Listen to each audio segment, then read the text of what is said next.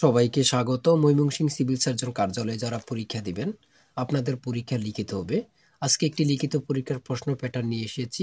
ইনশাল্লাহ এই প্যাটার্ন থেকে 15 থেকে 20 নাম্বার অনায়াসে কমন পাবেন। সাথে আলোচনা করব কোন কোন বিষয়, কোন কোন টপিক থেকে প্রশ্ন আসবে, সেগুলো একদম ভালোভাবে বুঝিয়ে দিব।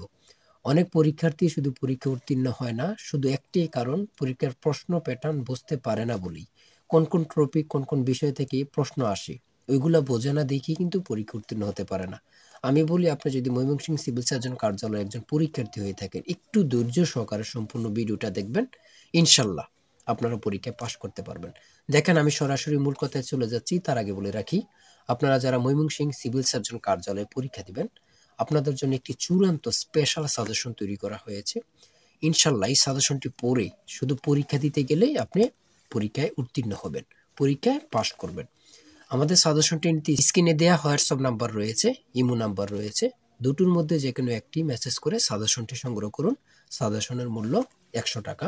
আমি বলি, যারা ময়মনসিংহ সিভিল সার্জন কার্যালয়ে পরীক্ষা দিবেন, 100 টাকার বিনিময় হলেও আমাদের সাজেশনটি অবশ্যই সংগ্রহ করবেন। যারা চাকরির কারণে, বিভিন্ন কাজের কারণে পড়তে পারেন না, শুধু সাজেশনটি ফলো করে পরীক্ষা দিতে গেলে আপনি পরীক্ষায় উত্তীর্ণ হবেন ইনশাল্লাহ। তাই আমি মূল কথায় চলে যাচ্ছি। পরীক্ষার নাম ময়মনসিংহ সিভিল সার্জন কার্যালয়। সময় থাকবে 90 মিনিট, পূর্ণমান থাকবে 80। আপনাদের পরীক্ষাটি লিখিত হবে। আজকে লিখিত পরীক্ষার প্রশ্ন প্যাটার্ন সমাধান করে দেখিয়ে দিব। দেখেন, আগে বুঝতে হবে, আমার কথাটুকু আগে মনোযোগ দেন। আগে বুঝতে হবে লিখিত পরীক্ষাটা মানে কি।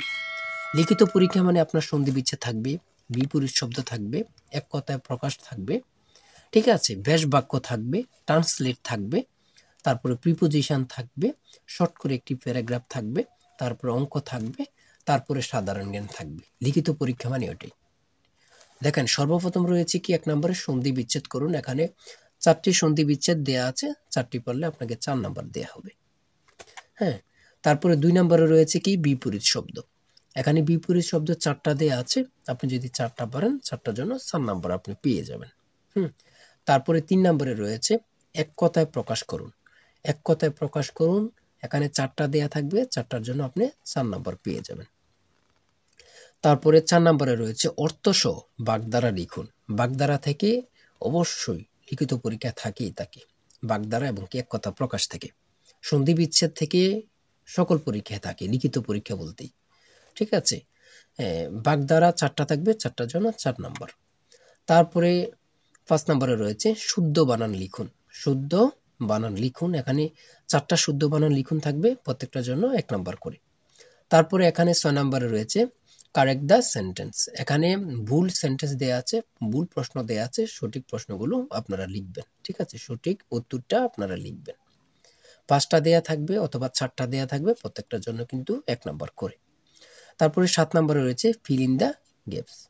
এখানে 5টা থাকবে, 5টার জন্য 5 নাম্বার, অর্থাৎ প্রত্যেকটির জন্য 1 নাম্বার করে। তারপরে 8 নম্বরে রয়েছে কারেক্ট স্লিপিং। কারেক্ট স্লিপিং, এখানে ভুল ওয়ার্ড দেয়া আছে, এই ভুল ওয়ার্ডগুলো সঠিকভাবে আপনারা এখানে লিখতে হবে, সেটা হচ্ছে কারেক্ট স্লিপিং।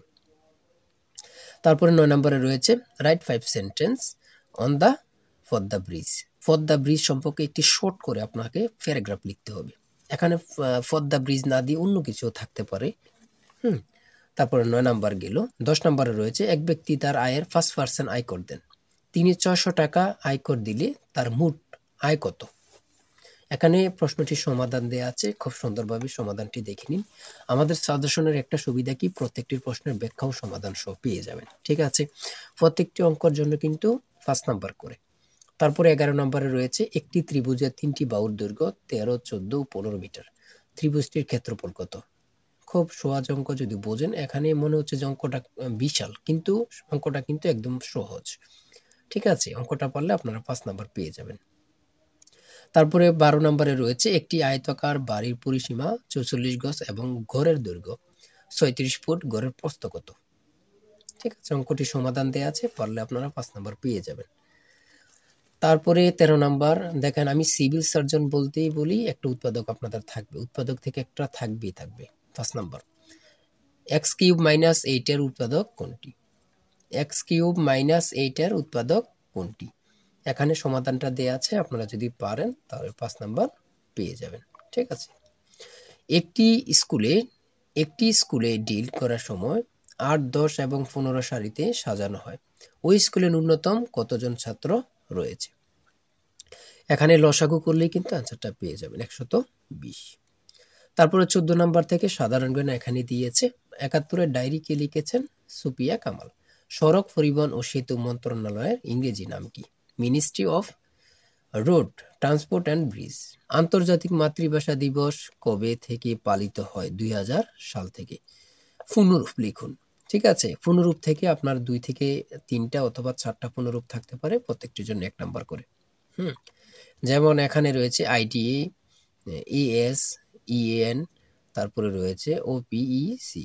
ঠিক আছে, এখানে ৩টা পুনরূপ আছে, ৩টার জন্য ৩ নাম্বার, ৪টাও থাকতে পারে, ৫টাও থাকতে পারে। তারপরে সর্বশেষ রয়েছে বাংলা নববর্ষ বিষয়ে ৬টি বাক্য লিখো। অর্থাৎ আপনার বাংলা নববর্ষ সম্পর্কে ৬টি বাক্য লিখতেন। ঠিক আছে, এগুলো আপনারা বানিয়ে লিখতে পারবেন। ঠিক আছে, আগে বুঝতে হবে আপনার প্রশ্ন প্যাটার্নটা কি চাচ্ছে, আপনি কি দিতে পারতেছেন, ওটা আগে বুঝতে হবে। ঠিক আছে, লিখিত পরীক্ষা মানে এতটুকুই, এতটুকুই কিন্তু। লিখিত পরীক্ষা অত লং সিলেবাস না, শুধু আপনি যদি বিষয়ভিত্তিক পড়তে পারেন আপনার পরীক্ষা পাশ করা একদম সহজ। হুম, তাই আপনারা তো অনেকে জানেন না কোন কোন জায়গায় কোন কোন টপিক থেকে প্রশ্ন আসবে। আমি বলি আমাদের সাজেশনটি পড়লেই কিন্তু যথেষ্ট। সাজেশনটি নিতে স্ক্রিনে দেওয়া হোয়াটসঅ্যাপ নাম্বার রয়েছে, ইমো নাম্বার রয়েছে, যে কোনো একটি মেসেজ করে সাজেশনটি সংগ্রহ করুন। সবাই ভালো থাকবেন, সুস্থ থাকবেন। আল্লাহ হাফেজ।